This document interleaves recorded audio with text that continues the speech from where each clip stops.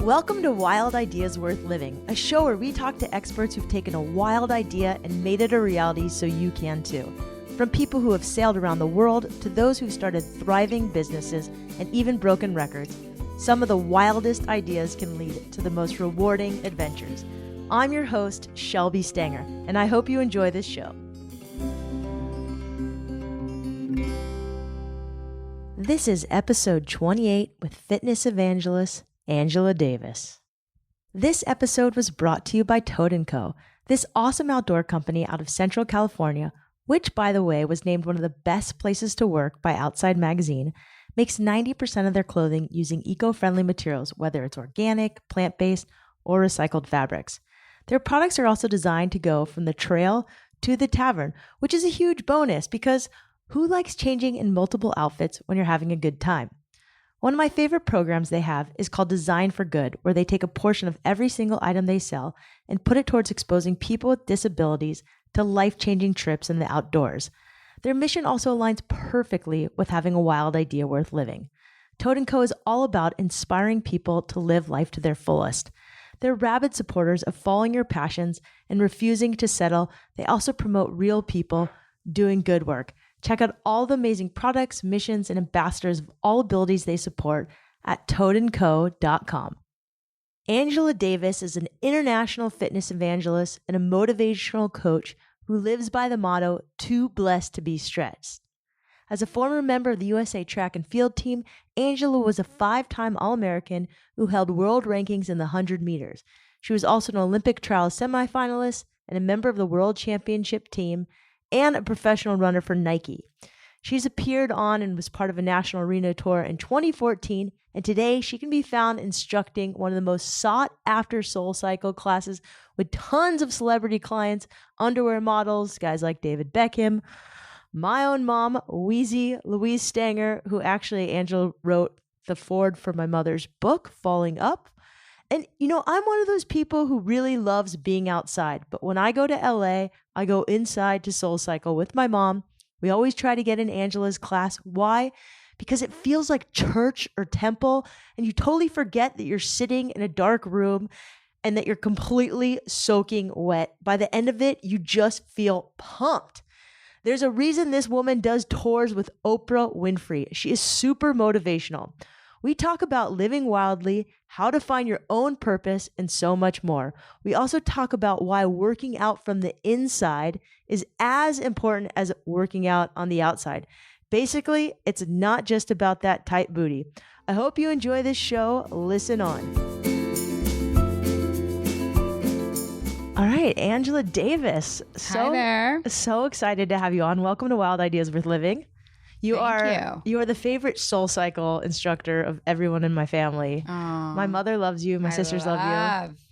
So when I go to your class, it feels really different. To me, it feels like it's an experience, a spiritual experience. It feels like church. So I want to know, did you go to gospel church as a kid, or is it from your mom or the way your dad spoke? Because I know your dad was a Major League Baseball coach and manager. Yeah. It's all of that. Like, I definitely grew up with a strong spiritual upbringing. Spirituality was huge in our home. And, we were at church on Sundays. We did devotions, after dinner. We ate dinner every night as a family. So, we had a sweet family. We had, parents that invested in us in that way. And then I went off to a Christian university, Oral Roberts University in Tulsa, Oklahoma. I wasn't I didn't major in theology. However, I'm at a Christian university.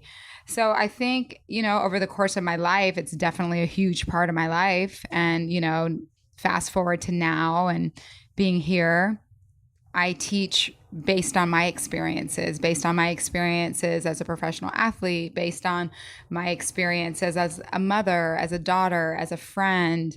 And so obviously that spirituality, that church upbringing is part of my experiences.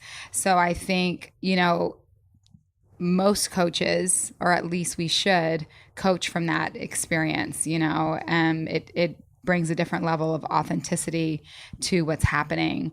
So I think that's what you're feeling when you're in my room, is that combination. They call it church on a bike, but it's just that combination of spirituality and, hardcore athleticism. It's the sweet spot between the two of those. So let's talk about this hardcore athleticism, because you're a no joke athlete, 5-time All-American, 100-yard racer. What was your 100 time? Can I ask? Yeah, I was 11-1. At one point, I was ranked in the top 25 in the world at 100 meters. I was a Nike athlete. I ran for our country. I was a, U.S. athlete. I was on the world championship team in 2001. I was Olympic semifinalist in 2000. So between that and, my father was a professional athlete. He was drafted out of high school to play professional baseball. He himself had over 220 scholarship offers out of high school and, chose to play professional ball. But at one point, he was manager of the year with the Chicago White Sox. He has a world championship ring with the Florida Marlins. So just coming from a long, my grandfather was in the Negro League, played baseball, just coming from a lineage of athletes, and fighters and survivors. That is definitely in my DNA and part of who I am and part of how I, a tool that I can use to motivate and to coach, for sure. So one thing that I love about you is you're a mom. And I know you've talked a lot about just being a strong mom in class. I want to know, you did a TED Talk where you talked about postpartum. And to me, you're a fearless woman. And talking about something dark takes a lot of courage. Yeah. Can you just briefly tell me, what's your self-talk to get over fear? Meaning fear of sharing your story, fear of whatever it is that comes up. Well, it's funny you're asking me that, because I just got done teaching a class, and the whole message in today's class is there's that scripture, as a man thinketh, so is he. We are our thoughts. And so for me, I understand that. Not everyone understands that and believes that as fact, but you are who you think you are. And so that was an important tool that I used as an athlete. I would get on the line with Marion Jones, who was at the time the fastest woman in the world, but there was no one in that stadium that could have told me that she was going to beat me. I thought I was going to win that race. There's something that has to happen in your thought process that has a direct reflection and a direct impact on your life, on what manifests in your life. And so, for me, faith trumps fear. And I just refuse to live in a state where fear wins. I'm sure you've heard that, but fear is false evidence appearing real. And I refuse to live in a place, I'm 42 years old. I'm a mom. I'm a wife. I just, it's such a detriment, to live in fear. And so I think part of what makes me the coach that I am is that honesty and is that vulnerability. The definition that my mom taught me of intimacy is into me you see. If I can stand in front of you and share my story, then you're more likely to feel like you can share yours. And if we can all sit together in each other's truths, there's power in that. And so I think for me, there's no option. I don't think we go through things just to go through things. I don't think we go through things in vain just to go through things. I think that there is a test so that we do have a testimony, that we do have something to share. We don't just go through stuff to go through stuff. We're never given more than we can handle. So if I went through that and I came out on the other side of that, it's almost my duty to share that. It's almost my duty to be somebody's hope. And that's how I look at it. It's almost a duty and a responsibility to be somebody's hope if I've already made it through. You see what I'm saying? Angela, if I could bottle your words and the way you speak, I would be really rich. Thank you speak so eloquently. It is so natural for you. I really appreciate you saying that. And what's so interesting about your classes is I go in here and there's some big people in here that have done some great things, famous musicians, artists, athletes. Yeah. And you're helping so many of them.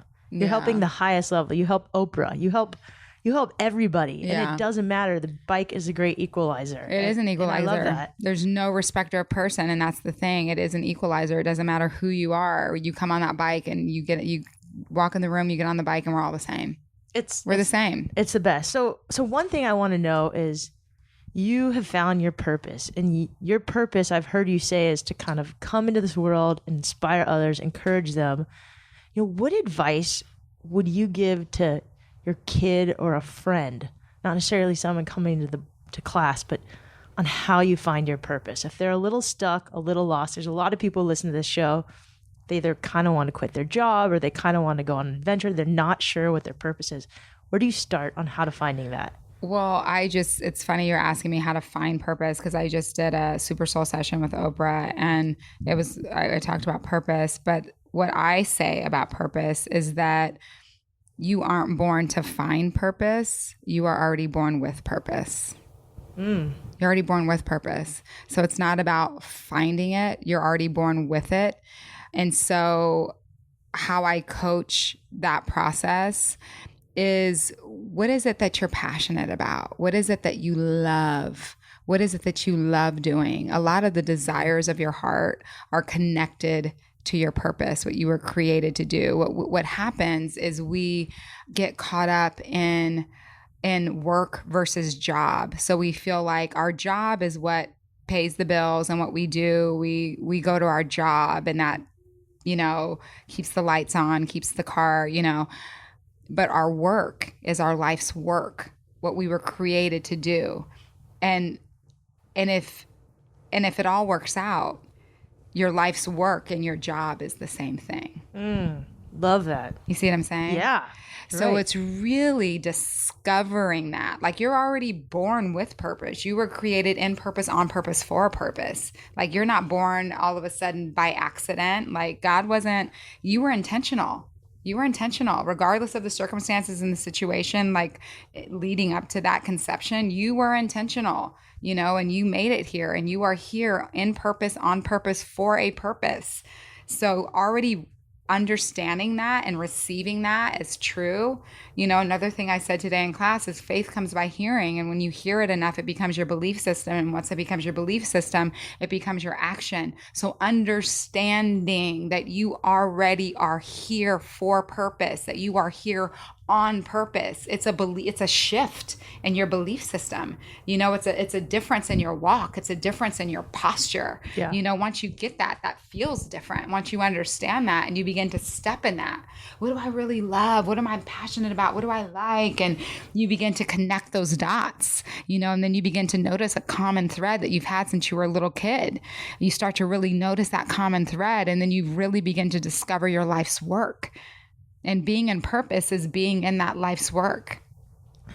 There's so much I want to ask you. Was there, this is awesome. You're amazing. Okay. Was there this aha moment when you're like, oh yeah, SoulCycle, it's so interesting. It's just like SoulCycle. You're teaching on a bike, but you're doing so much more. I mean, it happened for me before SoulCycle. Way before. SoulCycle is just simply like a platform to be who I was called and created and intended to be.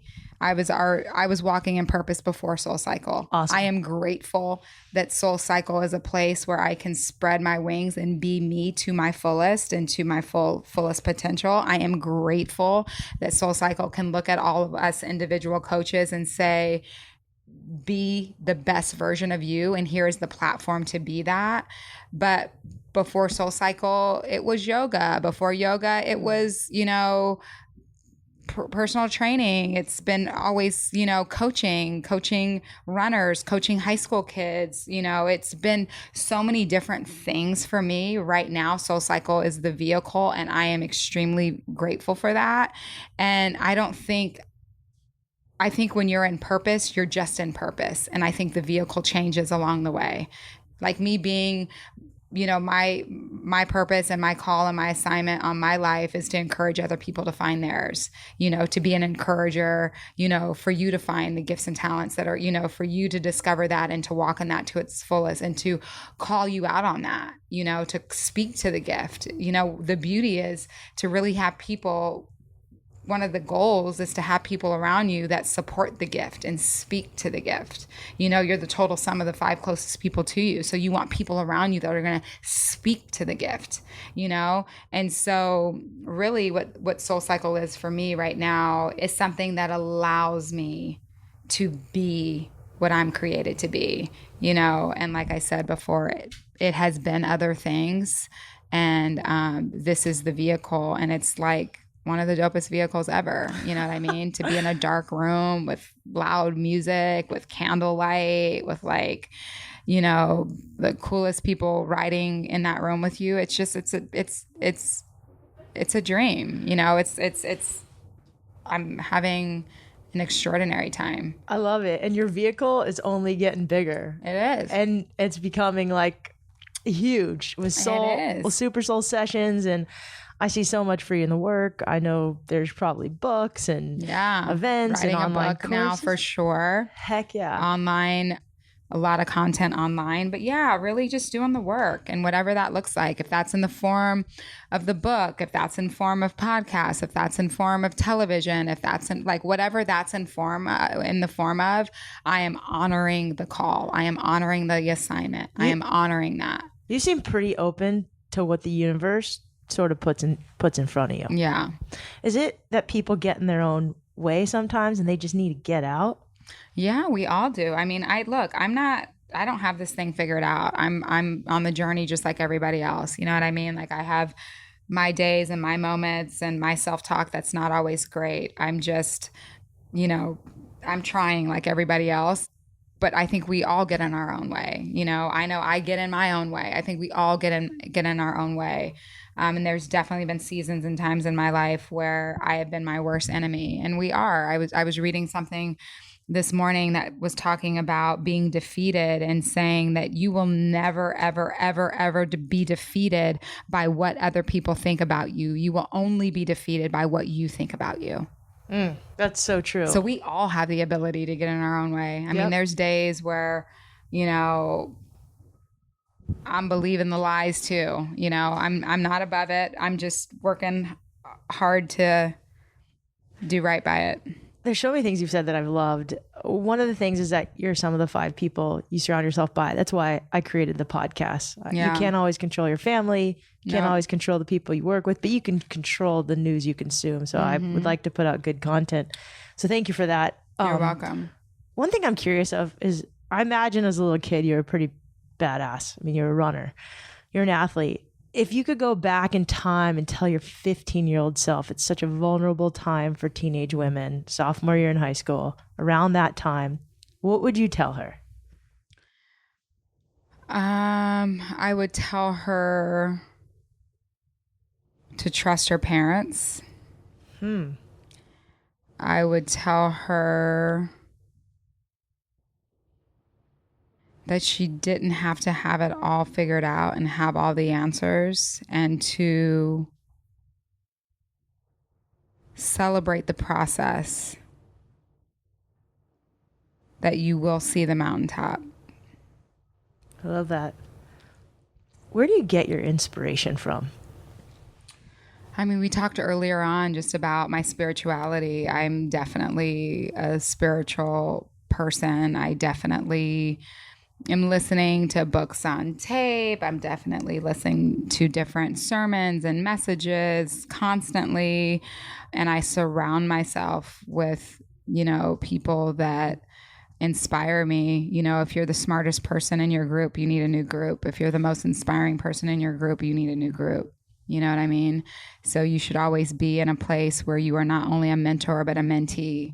And it's important for me, it's imperative to me to sit at somebody's feet and they'll be able to learn, to be humble and learn, you know, never get to a place where I feel like I know it all, because we don't, none of us do, to always remain a student of the game.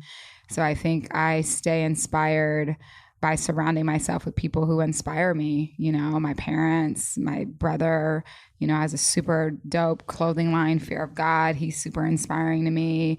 All of my siblings, actually, my brother Anthony, my sister Natalie, they're all just like these phenomenal humans. My husband inspires me. You know, at one point he was ranked 7th in the world at 400 meters. He's like a freaking champ. I've never seen anybody work as hard as he works.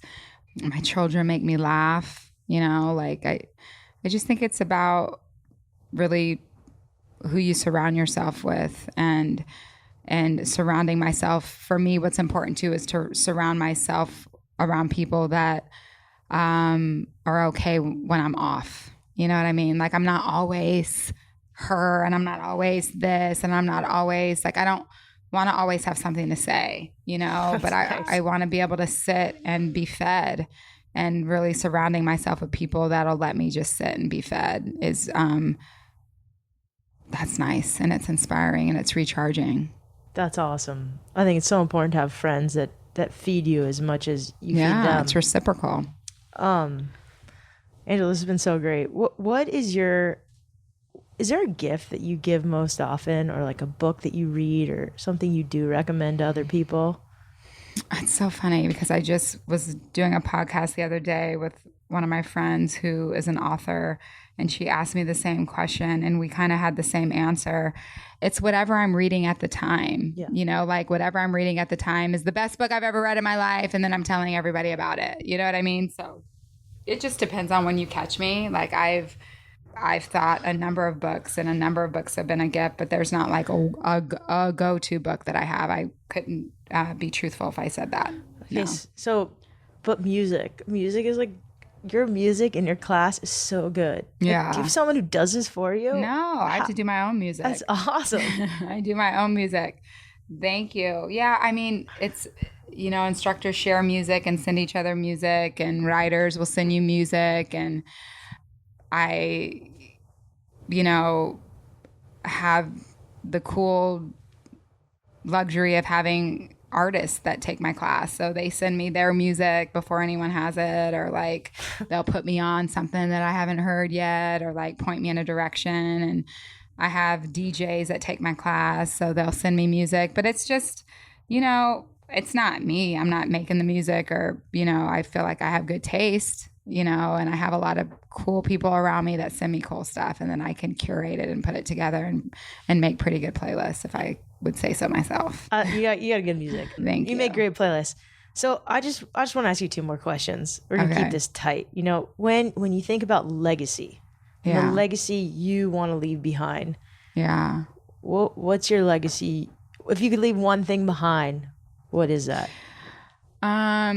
If people were to look back at my life and at my body of work, I would hope that they would say about me that I sold out to truth, that I didn't compromise on truth, you know. And it's like, and we've heard it before, but if you don't stand for something, you'll fall for everything. And I'm a believer in truth, and I just pray that people can see that from me and get that from me and feel comfortable in their truth because, you know, of something that I may have said or done. That's awesome. Angela, where can we find out more? Where can people who want to hear more of you, besides taking your class? Not everybody lives in LA or New York.